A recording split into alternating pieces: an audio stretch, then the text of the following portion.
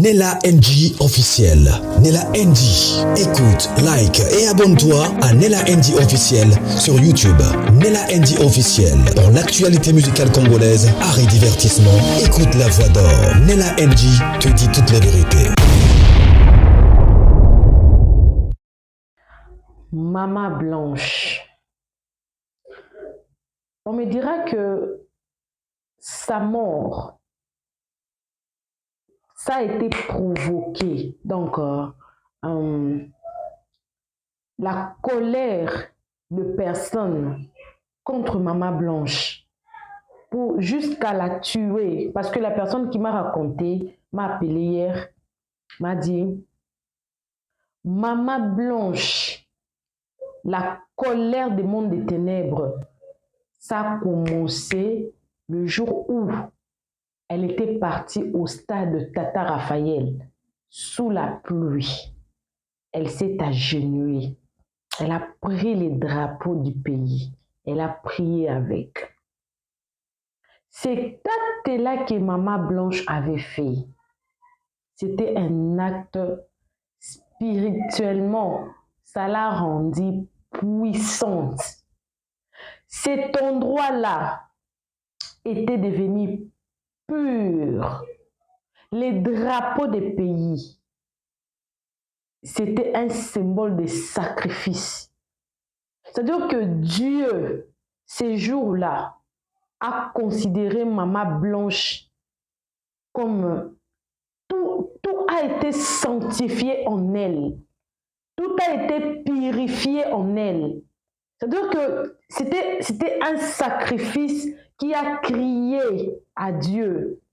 Et ça a déclenché quelque chose dans le monde des ténèbres. Le pasteur Marcelo connaît, parce qu'il y a une prédication que j'attends qu'on puisse m'envoyer le lien.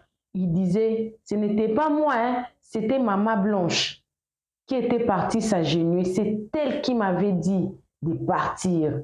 Donc, le pasteur Marcelo responsabilisait Maman Blanche sur cet acte-là qu'elle avait fait. Parce que spirituellement, Maman Blanche était devenue très forte, très puissante, à tel point que spirituellement, on pouvait pas tuer Maman Blanche. Spirituellement, on ne pouvait pas toucher à sa vie. Spirituellement, on ne pouvait pas. Voilà pourquoi ils ont recouru physiquement. Parce que tant que Maman Blanche serait en vie, ces sacrifices-là vont crier. Moi, j'ai posé la question. Maintenant là qu'elle est décédée, ces sacrifices-là, ça ne crie plus. Non! D'ailleurs, elle est encore devenue plus puissante parce que ça fait 1 an et demi qu'elle est partie. Mais jusqu'aujourd'hui, nous continuons. C'est-à-dire que Dieu l'a placée derrière elle. La personne m'a dit, dis aux personnes qui ont commencé à dire des choses sur Maman Blanche d'arrêter. Parce que déjà cet acte-là, si tu lis l'histoire des stades de Tata Raphaël, tu comprendras. Je vais vous expliquer, mais je t'ai quand même, parce que j'ai mon agenda ici, j'avais tout écrit. Moi, je crie, vous avez vu, j'avais tout écrit. Je vais d'abord commencer à vous lire l'histoire de Tata Raphaël. Parce que le monsieur là m'a demandé de parler. Le pasteur Marcelo connaît. Je vais vous lire l'histoire de Tata Raphaël. Le stade de Tata Raphaël de Kinshasa, inauguré en 1952 sous le nom de roi Baudouin, fut nommé en l'honneur du père missionnaire belge Raphaël de la Kitoule de Riove, après l'indépendance, qui avait popularisé le football au Congo belge dès les années 1920. Le stade a été le théâtre d'événements majeurs, dont un match de boxe historique entre Mohamed Ali et Georges Foreman en 1974. Mais a aussi été marqué par des incidents tragiques comme une bousculade mortelle en 2014. Après de périodes de déclin, le stade est actuellement dans un état de dégradation avancée nécessitant des innovations. Ça c'est pas important. On va lire l'origine et nommage. En 1952, le stade est inauguré sous le nom de Roi Baudouin par les autorités coloniales belges. Je vais commencer par là et ensuite on va descendre un peu. Ces stades-là, on l'a nommé comme ça. Ceux-là qui nous ont colonisés, on fait quoi? Ceux-là qui nous ont colonisés, on parle de la colonisation. C'était quoi? On nous faisait souffrir. C'était la dictature. Nos grands-pères, on les a coupés les mains pour les combattre et tout comme ça. On les a coupés. C'était une dictature. C'est-à-dire que ces stades-là, le nom-là a été imposé aux Congolais. Plus tard, vous allez vous souvenir de personnes qui vous ont colonisé, qui vous ont dicté. Vous vous souviendrez, en quelque sorte, le Messie a dit que vous vous souviendrez de votre souffrance. Vous vous souviendrez de la personne qui vous a fait souffrir. Généralement, on oublie les passés. Pour avancer, on a besoin de guérir. Mais qu'est-ce que les gens ont fait? On impose. Le combat historique, Ali Foreman, les gens se souvenaient de ces combats-là. C'était des événements qui étaient des événements. À chaque fois qu'on parle de Tata Raphaël, on se souvient qu'on nous a fait souffrir. On se souvient, il y a eu un combat. Ali Bomaye, Ali Bomaye. Et dans le même endroit, les gens se souvenaient seulement aussi des événements tragiques. Il y a eu 14 personnes qui étaient décédées. Dans tous ces événements-là, il n'y a aucun événement qui rendait le nom de Dieu grand, qui soulevait le nom de Dieu, qui élevait le nom de Dieu à l'étendard. Il n'y avait pas. Oui, il y a des manifestations qui se font, mais il n'y a pas eu une manifestation qui a laissé les gens. Cette image de maman blanche a traversé le monde entier. Son impact a commencé par là. Son impact a commencé par là. Cette femme a été élevée spirituellement. Elle est devenue très puissante. Là, c'est ce que le monsieur m'a dit, qui m'a appelé. C'est là, spirituellement. Alors, des événements qui n'honorent pas Dieu, des événements qui t'impactent, pour aller un peu pour dire que des événements qui, Dieu n'était pas au centre, voilà. Dieu n'était pas au centre. Maintenant, avec cet événement-là des mamans blanches, l'acte qu'elle avait posé, elle avait mis Dieu au centre. Elle a élevé le nom de Dieu dans ces pays, les drapeaux de la RDC. Dieu avait vu. Et cette dame était devenue un danger pour le monde des ténèbres. Elle était devenue un danger. Un danger pour le monde. Elle est très puissante spirituellement. Ça, c'est ce que le monsieur m'a dit. Et on a commencé à hanter le pasteur Marcelo. Les deals n'étaient pas ça parce que son sacrifice l'a crié. Crié. Ça criait. Même au stade là, ça criait. Ça criait au pays. Ça criait. Ça avait dérangé beaucoup de choses. Ça avait dérangé beaucoup. Beaucoup. Et les gens, les événements se sont suivis, non? Elle a commencé à voir des choses à la maison. C'était après cet événement-là. Elle a commencé à voir des choses à la maison après cet événement-là. Je vais finir de lire et puis je vais commencer à lire mon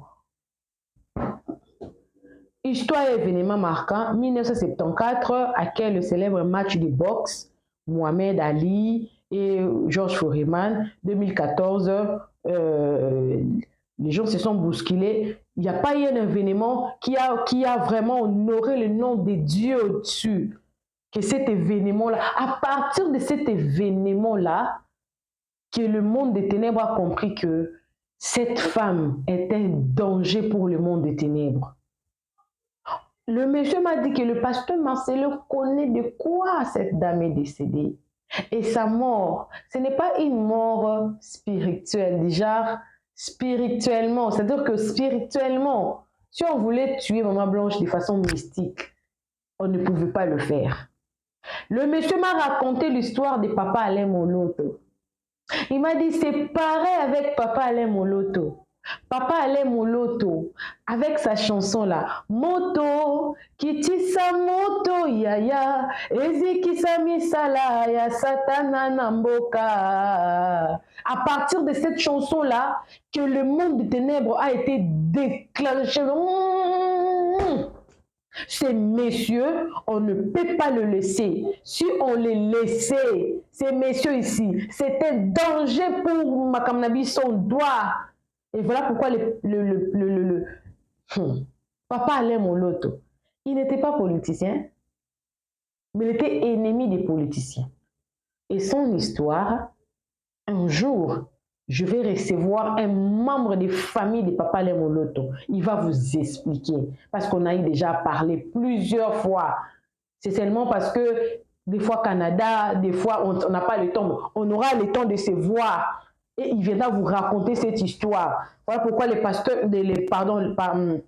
Papa Alain Moloto a été empoisonné 8 fois de suite. Parce que spirituellement, cet homme était très fort.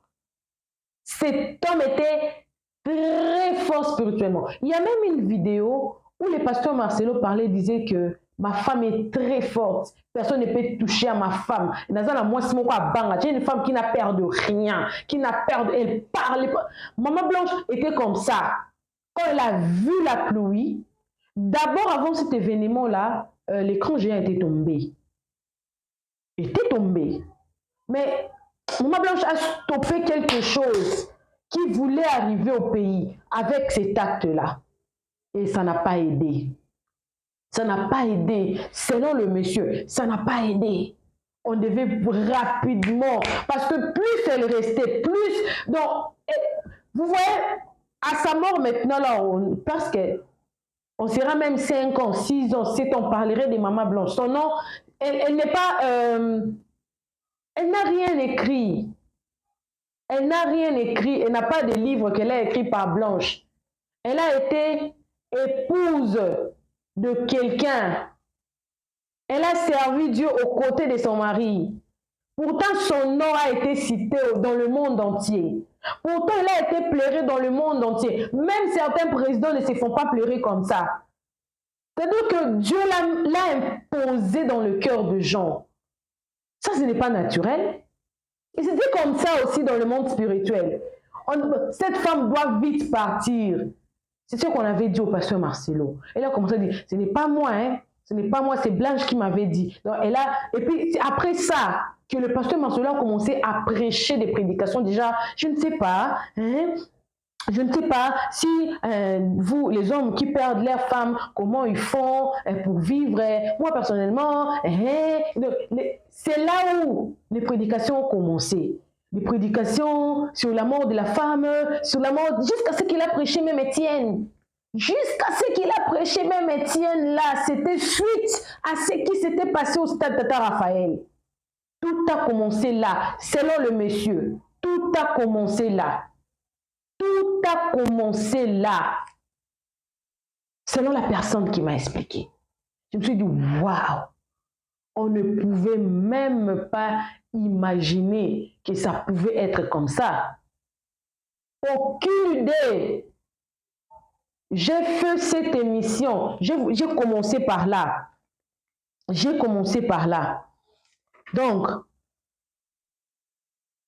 c'est à partir de là que le pasteur Marcelo avait changé son langage. Parce que cet acte-là avait brisé une alliance négative sur notre pays. Des alliances faites sur ces stades. Vous savez, là où les matchs se font, il se passe quoi? là où les matchs se font, ça se passe de cérémonie, non?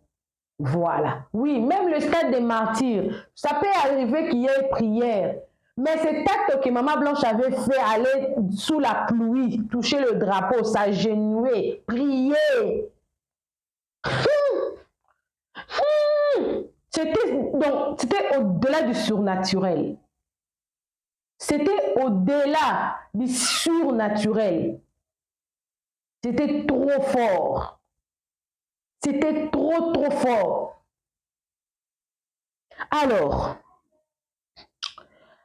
je veux continuer. Il y a une publication après que cet événement soit passé et tout,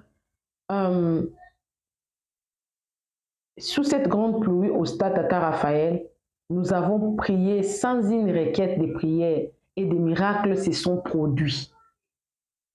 Voilà.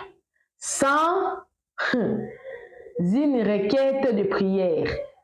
Ces jours-là, quand Maman Blanche était levée pour aller au centre là, il n'y avait pas une requête de prière. Maintenant, qu'est-ce que cette dame-là avait dit à Dieu qui a déclenché des yeux de monde spirituel comme ça, les gens ont commencé à regarder Maman Blanche jusqu'à ce que vouloir sa mort, imposer au pasteur Marcelo, ta femme est trop puissante.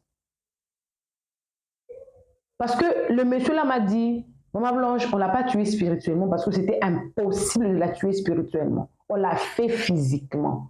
Quelqu'un l'a fait physiquement, comme on a fait pour Papa Lemolot avec les empoisonnements. Comme on a fait avec Papa Lemolot les empoisonnements à cause des chansons Moto, Kitissa Moto, Yaya, c'est ce qu'on m'a dit. La publication dit qu'il n'y avait pas de requête. Qu'est-ce qui avait poussé Maman Blanche d'aller là? Et le monsieur m'a dit, elle était venue comme la Marie de Magdala. Donc, tout en elle était devenue purifiée.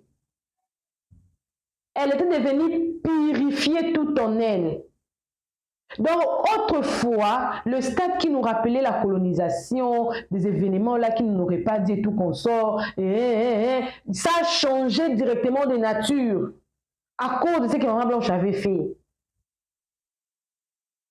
C'est là le pasteur Marcelo a commencé à dire, vous les frères, on perdait, Étienne, toutes les autres que vous avez vues là, ce n'est pas moi, c'était Maman Blanche. Il responsabilisait toujours Maman Blanche. Pour dire que c'était pas moi, c'était Maman Blanche, c'était pas moi, c'était Maman Blanche. C'est comme si on lui disait des choses, on lui menaçait quelque part. Ta femme était à ta danger, à ta danger.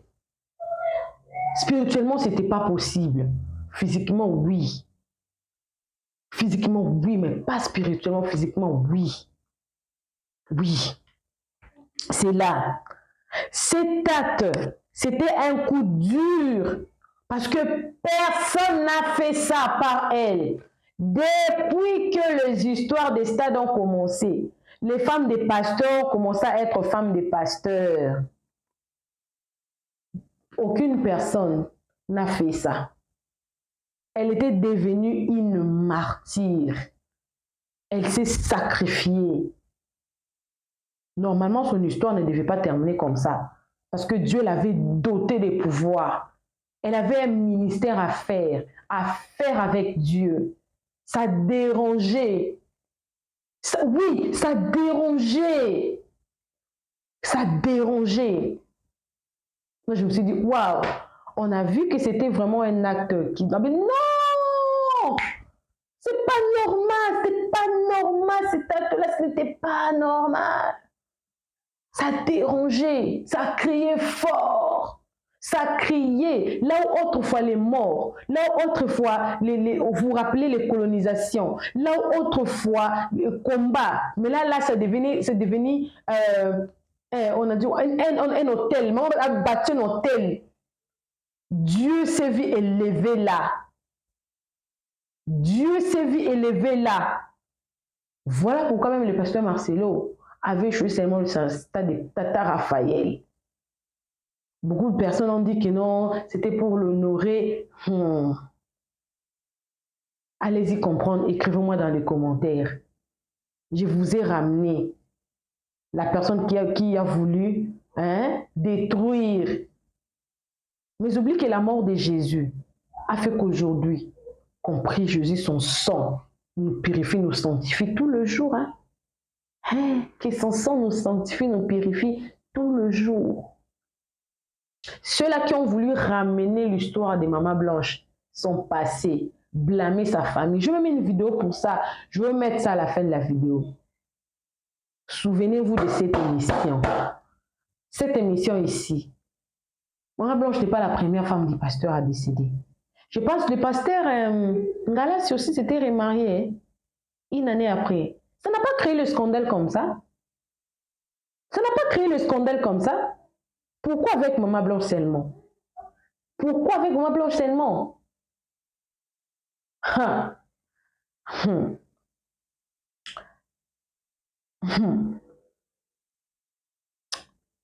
Là, je ne vais pas dire parce que il y a le nom de Fally dedans. Moi, vous savez, quand je viens parler de quelque chose qu'on m'a donné, je dis l'essentiel. Je ne dis pas n'importe quoi. Je dis ce qu'il faut dire. Donc, la personne était seulement, a dit seulement que Dieu est en train de défendre Maman Blanche. Dieu est en train de le faire tout seul. Dieu, tout ce qui arrive, c'est Dieu qui est en train de le faire tout seul. Et que la vérité va triompher. Tôt ou tard, la vérité va triompher sur cette histoire. Parce que Dieu est en train de le faire tout seul. On m'a dit de parler de ça. On m'a dit de parler de cet acte-là que Maman Blanche avait fait. Rentrer. C'était quand le stade de martyr, pardon, de Tata Raphaël. Prenez les prédications qui ont suivi. Moi, je prends une prédication d'Étienne et de Paul, oui. Vous prenez d'autres prédications. Si vous en avez, envoyez-moi dans mon inbox. On va revenir développer tout ce que le pasteur Marcelo avait dit après ça. C'est là où les problèmes avaient commencé. Pas physiquement. Spirituellement. Spirituellement, on ne pouvait pas la tuer. Physiquement, oui, comme papa allait mon l'autre. Comme papa allait mon l'autre.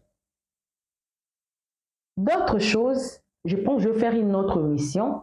Là, je vais vous laisser quelques vidéos, vous allez suivre seulement. Surtout pour la dame qui parlait aux gens, qui commençait à insulter Maman Blanche. Avant de le faire.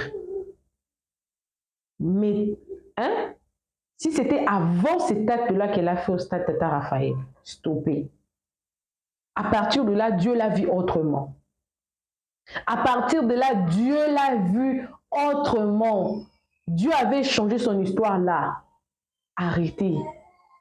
Je reviendrai avec une nouvelle vidéo. Pour l'instant, je vous laisse avec d'autres vidéos. Suivez ça. Moi, je reviendrai parce que je suis encore là. Il avait dit beaucoup de choses. Aujourd'hui, je vais commencer par ces points-ci. On ira point par point. Abonnez-vous sur Nella NG officiel. Cliquez la cloche de notification. Aimez la vidéo, commentez, surtout partagez. Suivez les vidéos que je vais vous poster. Et moi, on va revenir avec un autre sujet encore sur Maman Blanche. Je crois dans la vidéo qui va suivre après. Suivez. Hello guys, j'espère que vous allez bien et que ça se passe bien de votre côté.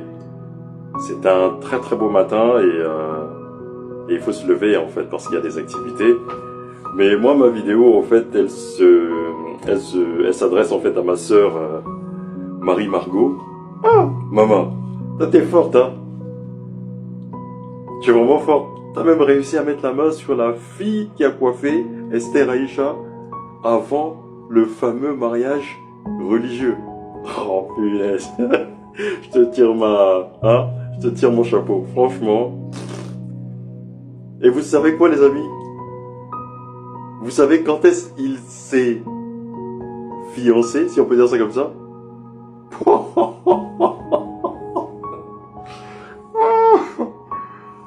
Gars, est-ce que le mec là a vraiment aimé la femme là comme il disait en fait? Oh, j'ai les larmes aux yeux quand je parle de ça, je vous avoue. Ah, j'ai les larmes aux yeux, j'ai les larmes aux yeux. Ah, j'ai les larmes aux yeux. Oh, Marie Margot, tu me fais pleurer là. C'est incroyable.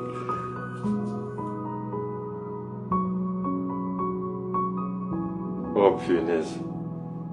Regarde la belle femme que maman Blanche était. Regarde la magnifique belle femme qu'elle était. Mon Dieu, c'est quoi la méchanceté, quoi? C'est quoi cette méchanceté?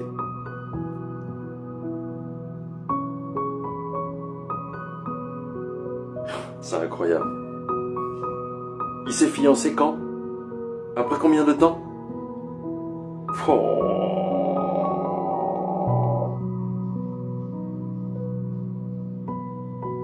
J'ai pleuré des jours et des jours et des jours. Mais combien de jours pour que tu te fiancies assez rapidement comme ça?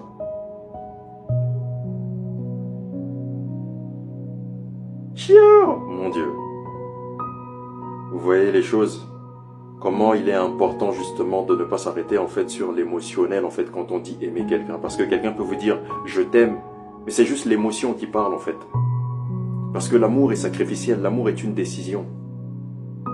L'amour c'est du réel, l'amour c'est celui qui va toucher le fond et qui peut remonter et retoucher le fond au fur et à mesure et te montrer que voilà, il sera toujours là, quelles que soient les circonstances. Et même dans le nouvel amour justement où il dit, et ça c'est ça qui m'a choqué en fait, il dit je l'aime énormément. Mais aimer énormément quelqu'un que tu viens à peine de fiancer ou de marier, comment tu réussis à l'aimer énormément? Quand quelqu'un se bat pour pouvoir justement récupérer sa femme ou son homme en fait qui est par exemple parti, et que la personne dit oui, je l'aime énormément, je comprends en fait. Je comprends parce qu'il y a du vécu, il y a du... Mais quand tu dis à quelqu'un que tu viens à peine de marier que tu aimes énormément, mais on se dit que mais la femme qui est partie, mais en fait, en gros c'était bon débarras quoi.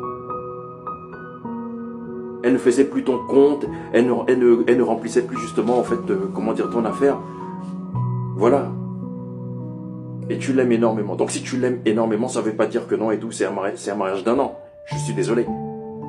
C'est que la personne là et tout, tu la connaissais déjà depuis un moment. D'où l'affaire des 5 ans, où tu dis justement et tout que pour les fiançailles, il faut au moins 5 ans. Donc dans une année de mariage là, il y avait combien de mariages, combien de fiançailles hors taxe?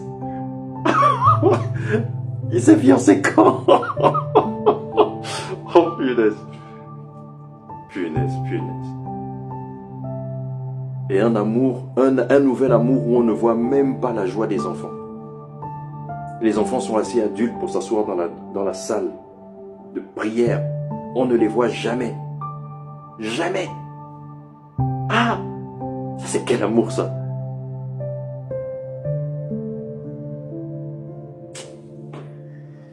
Faut venir nous dire les choses.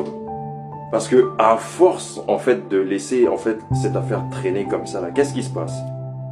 Mais les gens qui étaient en corrélation, enfin en échange avec vous durant tout ce qui s'était passé, commencent à parler. Commencent à parler. La vérité monte petit à petit. Donc tu l'as épousé après combien de temps? Ah, tu vois. Punaise. C'est rapide, hein? C'est rapide. Et quasiment, même pas 1 an plus tard, tu la maries. Non, viens nous dire la vérité, pardon, parce que là, franchement, il faut arrêter d'être des enfants, hein, franchement. C'est bon, là, on n'est plus à la mamelle, d'accord? On n'est plus à la mamelle, on mange la nourriture solide. Donc à un moment, arrête de nous prendre pour des, comme tu l'as dit, les derniers de la classe. Mais là, je me rends compte que ce sont les derniers de la classe, en fait, qui viennent exposer justement tout ce que tu as fait dans ce... Et en plus, la coiffeuse, elle donne la tendance, elle donne l'ambiance à ce moment. Ah, Viens nous dire, s'il te plaît, papa. Marie-Margot, merci. Franchement, ça fait plaisir d'entendre ça. Et pour moi, hein, je reste convaincu aujourd'hui d'une chose. Hein. La Turquie, c'est juste un motif, c'est un mobile en fait. La Turquie, c'est un mobile où il faut diriger tout le monde. Mais je suis convaincu et je reste convaincu aujourd'hui qu'elle n'a jamais franchi les frontières de la Turquie. Ok? Viens nous dire la vérité, s'il te plaît. Pasteur Marcelo, vous devriez nous expliquer comment vous êtes arrivé à perdre votre femme, à l'enterrer, à faire ses funérailles, à faire son deuil à rencontrer une nouvelle femme, à apprendre à la connaître et à l'épouser en une période de seulement 1 an. Ça fait 7 étapes au total. 1 an comporte 12 mois.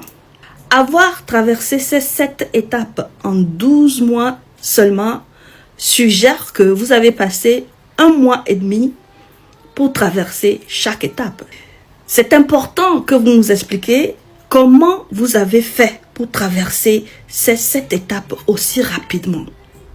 Pourquoi ceci? Eh bien parce que vous êtes un homme influent. Vous avez beaucoup de l'influence sur beaucoup de personnes. Vous êtes considéré par beaucoup de personnes comme un modèle à suivre. Du coup, vos faits et gestes sont des précédences. Donc les gens vont faire comme vous. Et pour que les gens fassent comme vous, proprement, il faut que vous nous donniez la formule qui vous a permise de traverser de ces 7 étapes aussi rapidement que possible. Pasteur Marcelo, j'ai une deuxième question à vous poser. Apparemment, vous avez fait un live hier à 1h du matin pour expliquer aux gens que la raison pour laquelle vous vous êtes remarié si rapidement est que vous ne voulez pas commettre des péchés en couchant avec des femmes en cachette. Alors, ma question est la suivante. Est-ce que vous êtes en train de nous dire que vous n'êtes pas en mesure d'observer l'abstinence? Ah oui, parce que l'alternative de ne pas faire l'amour en cachette, c'est observer l'abstinence. Et l'Église prescrit l'abstinence avant le mariage. Donc clairement, vous êtes en train de nous dire que vous n'êtes pas en mesure d'observer l'abstinence. Les hommes incapables d'observer l'abstinence ont souvent ce qu'on appelle des diarrhées sexuelles ou de l'incontinence sexuelle. Est-ce que ceci est votre cas? Maintenant, les hommes qui sont supposés être en deuil, mais dont les kikis bougent au point où ils ont besoin de faire l'amour, ça, je ne sais pas comment on appelle ces hommes-là. Maintenant, la deuxième partie qui va suivre est moi, mon opinion. Vous savez, lorsque moi je regarde les faits vous concernant de loin, j'ai comme l'impression que du vivant de votre épouse, vous ne l'aimiez plus. Et ceci parce que vous aviez une maîtresse. Votre actuelle femme aurait pu être votre maîtresse de l'époque. Et puisque vous aimiez la maîtresse plus que votre épouse, vous vouliez que votre épouse disparaisse pour que vous puissiez vous prendre votre maîtresse en tant que votre femme légitime. Sinon, comment expliquez-vous que vous êtes en mesure de rencontrer une femme au cours de votre deuil, d'apprendre à connaître cette femme au cours de votre deuil et de décider de l'épouser toujours au cours de votre deuil? Parce que 1 an, soyons sérieux, c'est très très court. Je dis ça, c'était moi mon opinion. Ok, je ne dis pas que c'est vrai. D'accord? Parce que par apparence, on dirait que vous vous êtes débarrassé de votre femme pour prendre votre maîtresse comme votre épouse légitime. Donc, puisque vous êtes un homme influent, un homme qui est considéré comme un modèle, ce qui est clair, c'est que très bientôt, on va commencer par voir des gens qui perdent leur partenaire et se marient en un temps record d'1 an. Il y a de fortes probabilités que c'est vous, le pasteur, qui alliez célébrer des mariages de ce genre. Alors vous, messieurs, qui allez venir ici défendre les faits et gestes du pasteur Marcelo, écoutez cette partie très attentivement. Le pasteur Marcelo a beaucoup de fidèles. Et la majorité de ces fidèles sont des femmes, vos femmes. Ces femmes considèrent Marcelo comme un exemple. Les faits et gestes de Marcelo sont des faits et gestes que ses fidèles voudraient copier. Si vous considérez que le fait que l'épouse de Marcelo soit décédée dans des circonstances bizarres aucune autopsie n'a été faite. La femme a été enterrée. Les funérailles ont été faites. Marcelo a rencontré une nouvelle femme. Il a épousé cette nouvelle femme dans ces circonstances bizarres et vous considérez tous ces faits comme raisonnables et pour cela vous le défendez.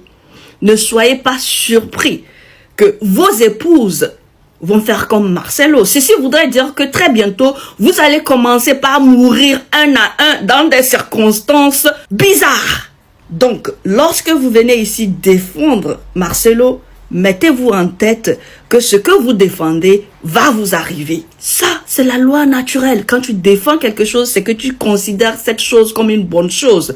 Et cette bonne chose va venir vers toi. Donc, je suis en train de dire, mon frère, que si tu ne veux pas que ta femme te jatte et se remarie dans une période d'1 an, ne défends pas la cause de Marcelo. Nella NG officiel. Nella NG. Écoute, like et abonne-toi à Nella NG officiel sur YouTube. Nella NG officiel. Pour l'actualité musicale congolaise, art et divertissement, écoute la voix d'or. Nella NG te dit toutes les vérités.